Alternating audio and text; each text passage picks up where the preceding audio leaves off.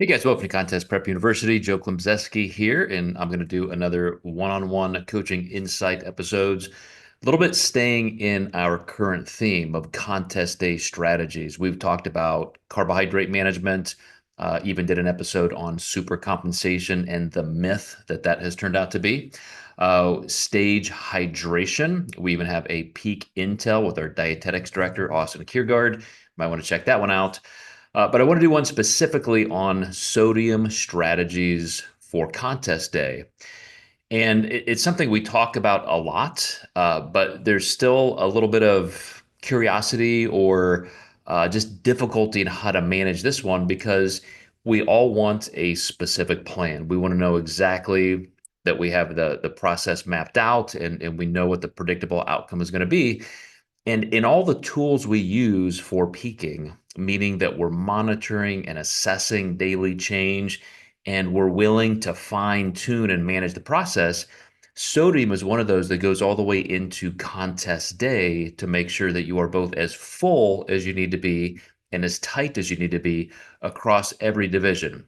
So I can't start this conversation without going through some of those old classic traditional myths in how people peak. Um, I mean, I've been doing this for 30 years and essentially began the even online coaching space. And yet there are still, after just thousands of articles and videos that I've written and performed over the decades, so many people come to me, my own clients hire me and don't realize that I will not deplete them. I will not dehydrate them. I will not go through sodium loading and depletion, water loading and depletion, because none of those are effective. We have these homeostatic tendencies for survival where our body is going to maintain the physiology it needs.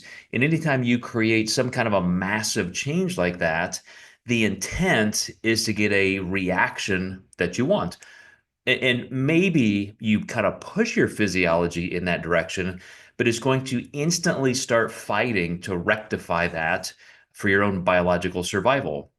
So just like I mentioned in our video on supercompensation, as soon as you start depleting, number one, you're going to start suppressing your metabolism at a point in time, peak week, that would be the most deleterious because you don't want to create more insulin sensitivity and more risk of spillover.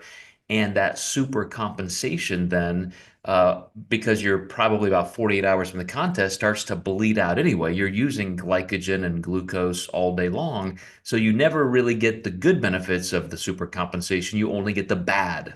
So why do that? Why not just create a more predictable linear or progressive linear load?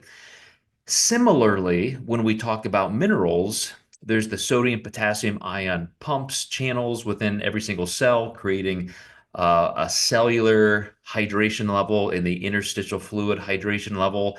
There's that osmolarity gradient that your body maintains for cellular function, cellular survival. So I can only imagine back in the day, the 50s and 60s, somebody grabbing a medical textbook and trying to learn something about this. And they think, oh, wow, what we need is to decrease sodium because then your kidneys will help you flush out systemic levels of water, which is somewhat true. But since muscle tissue is up to 75% water, and that's what makes your muscle tissue full and push against the fascial constraints of each muscle. So you get that deeper muscle separation, even the fasciculating striations and so forth. That's what the water gives you. So why would you want to indiscriminately bleed all of that away? So again, there's some kind of a quasi logic behind some of the bro myths that have existed forever. But gosh, man, I mean, from me on down to all the other coaches who came behind me, some of whom were my clients and went on to earn PhDs and so forth, like we have dispelled these myths. They are gone. They're not just irrelevant, they are absolutely harmful to your look on contest day, many of them harmful and risky to your health. So this one is all about sodium, but you can't talk about sodium without other minerals. They go hand in hand. Some of them are very synergistic. Some of them are antagonistic in their effects. But you will often see sodium paired with potassium because, again, that's the two sides of that sodium potassium ion channel pump, intracellularly. But you also have some supportive role members like calcium, magnesium, and so forth that need to be there, or you'll probably get most of them in the quantities you need from your food. But sometimes people are eating a lot of one food and not a lot of another entire food group, and so you have to be wary of that.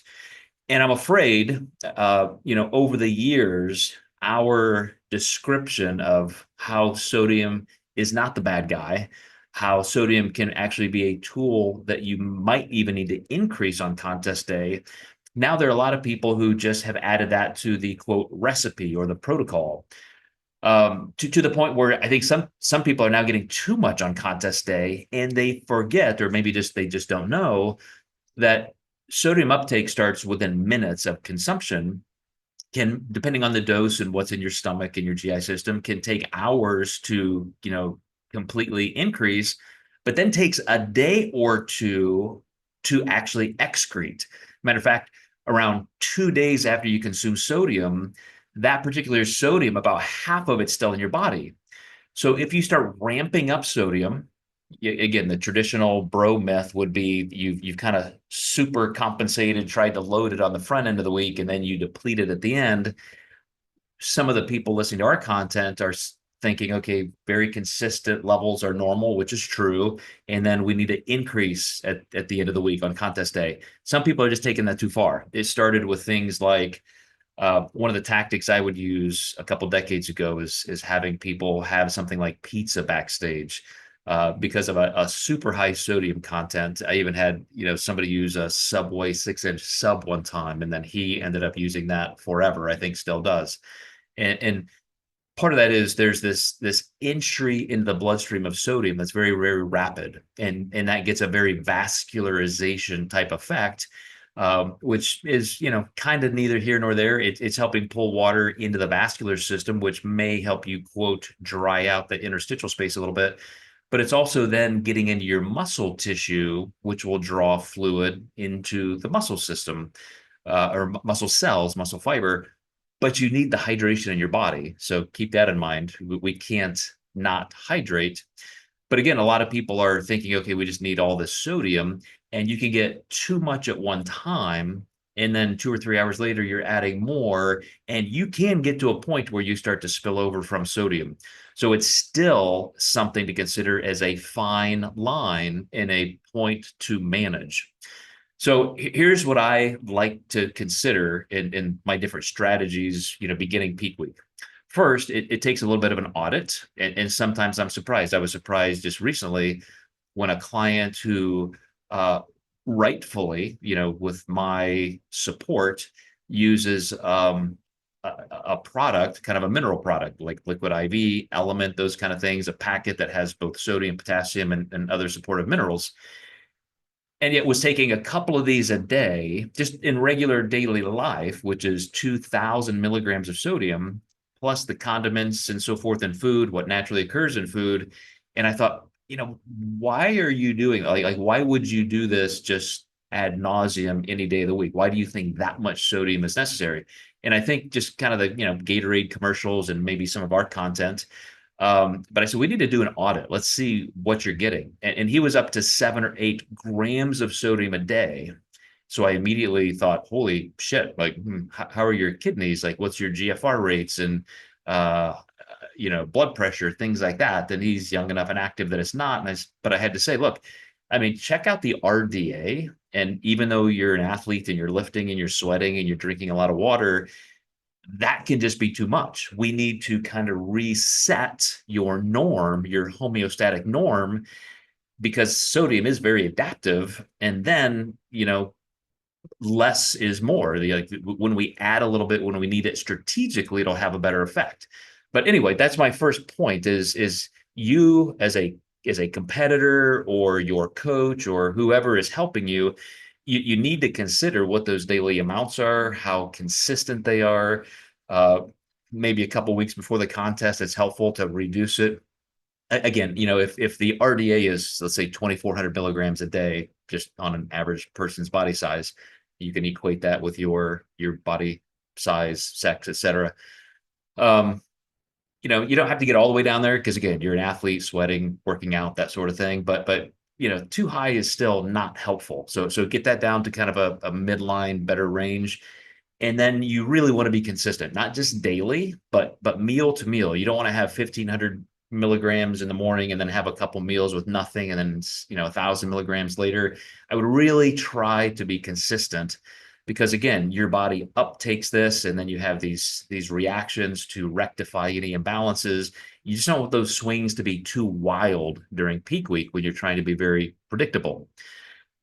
So then, assuming you would be doing something as a carb strategy that is somewhat linear or somewhat progressive, and maybe with a fast metabolism, it gets pretty, progressive toward the end, higher than you thought. I had a client compete just last weekend, and we had already gone through a really successful metabolic building phase. It was probably 200, 250 grams of carbs during his diet, pretty ectomorphic, lost body fat just fine.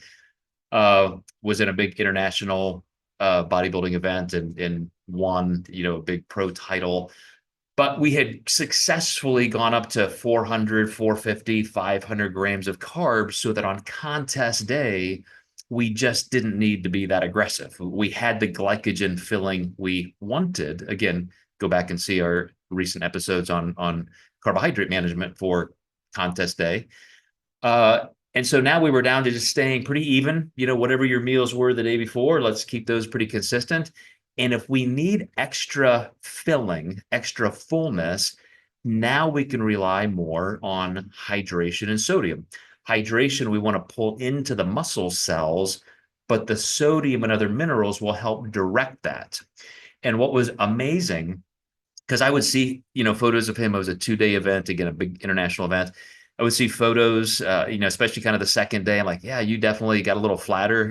Certainly all the posing and pumping up took more out of you. And so let's go ahead and increase sodium, increase water a little bit, and especially because of the time difference, I was not seeing necessarily all of the photos at the time, but when I saw stage photos the next day, I just could not believe how full he was. I was afraid we were leaving a little bit on the table. We wanted to prioritize hardness and conditioning.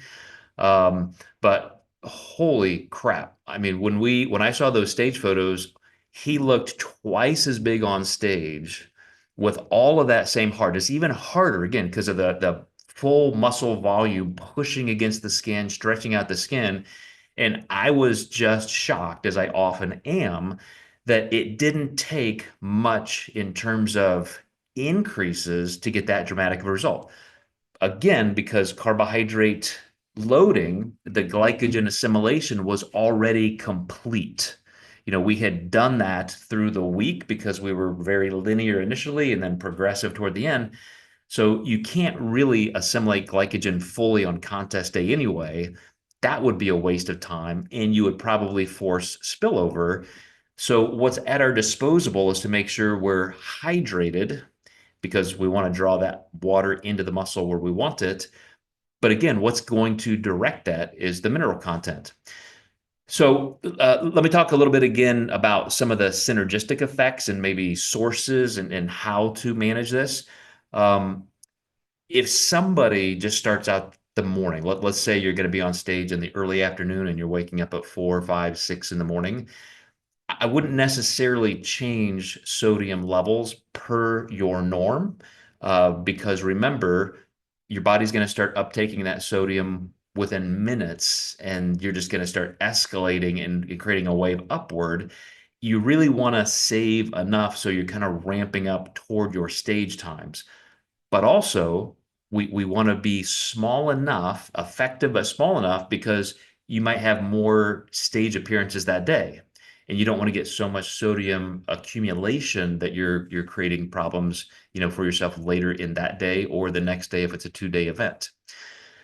So again, nothing crazy, nothing radical, but you're just increasing as you get closer to the contest as you need it. The most important time is probably 30 to 60 minutes before you get on stage. Again, depending on how much is in your stomach. One of the things that's important to realize is if you've had a whole food meal, I ran into this weekend as well with a couple competitors. You don't always need a pre-pump up snack. A lot of coaches have their magic formulas, have this, have this, have this. If you had a whole food meal a couple hours before it's time to start warming up for the stage, that food is still in your stomach. It's still digesting and being absorbed. Just piling more on top is not necessarily going to help you. Matter of fact, it increase the risk of spillover. But that could be a perfect platform then to just use a hydration-based supplement. Some people like to use a pre-workout because they think, maybe some of that nitric oxide, the creatine, things like that start to create an inflow of hydration and solutes into the muscle tissue. That can be perfectly fine. But also that's where you want the sodium potassium mixture. And in most uptakes physiologically, you want about a 3 or a 4-to-1 ratio of sodium to potassium. That's why when you look on a sports drink or some of those mineral packets, you will see, sodium's always the highest. And a lot of people think, well, why don't we need more potassium? And it's just not true. We get, if you're eating especially a decent amount of fruits and vegetables, potassium tends to be naturally higher in whole foods. If you're eating a shit ton of processed foods like canned tuna, canned chicken, then your sodium could already be extraordinarily high. But assuming you're not eating canned processed foods like that, even protein sources, and you are getting enough fruits and vegetables, potassium may be pretty high. And so even on contest day, if you're having some fruit and some vegetables, I know people are worried about fiber and they tend to pull that out to their detriment. You definitely don't want to just eliminate fiber because then it's going to change your GI tract and motility regularity. Sidebar, totally different topic. We may cover that soon. But I really do find that when you have a sodium source that contains potassium and those other minerals, it can just be a more smooth, effective way to dose it. So instead of just eating pickles or chips or adding salt to food and condiments, if you have already some mineral packets dosed out, and what I've done with some of my clients, if there's any question of how to do this, I will say, okay, get some water bottles, maybe, 12, 16-ounce little water bottles, Dasani, Aquafina, whatever, dump them out, drink them. I don't care. But when you have your packet with 1,000 or 1,500 or 2,000 milligrams of sodium and all of the other minerals, coming after that, mix up that gallon of water with whatever dose you're using, and then fill up those 12 or 16-ounce bottles. And then you can say, okay, this is 200 milligrams of sodium with X amount of water and on down the line. So then you can decide when to have regular water and when to have that particular amount of water that has those combined minerals. That I think can be very helpful. Then you don't have to worry about what's actually in the food. Did I put enough of my normal condiments in, the sodium? I think for those of us who are meticulous enough to know exactly how much sodium is in each meal with those particular sources, condiments, whole food, what's in it naturally, and so forth, it's a little bit easier to then know, okay, this is when we need this amount of this, meaning those added sources that we're planning on for peaking strategy, and getting those extra supportive minerals, the potassium, et cetera. I am definitely not for getting the 99 milligram potassium tablets to use along with sodium. I think that's just unnecessary and then creates another variable where it could affect your kidneys and aldosterone levels. But again, that's why you see, if I'm looking at a stack of peak weeks for this next week of clients that I've gotten ready, I'll always include some of their normal foods, some of their normal vegetable sources, fruit sources, et cetera, because I want that similar effect from potassium that they eat normally as well as sodium. So I'm going to wrap it up here. I don't want to start getting too redundant. If you ever have any questions, feel free to comment here, or you can contact us directly. My particular website, thedietdoc.com, has a contact form, social media, Instagram, Facebook, at Joe Klemczewski. But I think some of these highly technical topics like we've been doing here recently are not only effective and useful for you guys, but I don't want you to forget that it's still a management process. There's still a monitoring and assessing and a fine tuning. And the more detail you can create, the notes you take, that gives you some understanding of your physiology and your just phenotypical differences where you may be unique to somebody else because of your metabolism, your body size. But also understand that year to year, contest to contest, and even week to week in the same season, your body is constantly in a different position, a different state physiologically.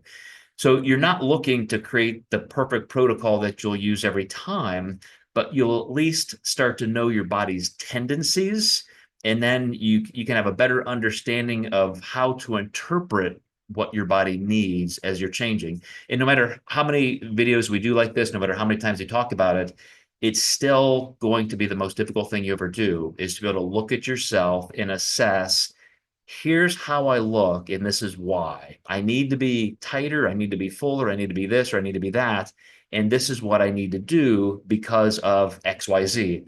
That is a forensically, diagnostically difficult thing to do, especially on yourself. I will say that, when you have a second set of eyes, a coach who's been watching you and has been mentally taking those notes, they may be able to give you some objective advice even better than you can give yourself. When I was competing, I absolutely needed that. I needed other people to be in my ear saying, here's what I'm seeing. And more collectively, we could make a good decision instead of just falling on me and what I'm interpreting, because we're all biased against ourselves or with ourselves. And it's hard to interpret what you see in the mirror, especially in the real time event on a contest day. So, any topics that you would like us to follow up on, nuances you'd like us to go into subtopically? Would love to hear those. Any questions you guys have, you can always list them, where you find these, but also reach out to us directly.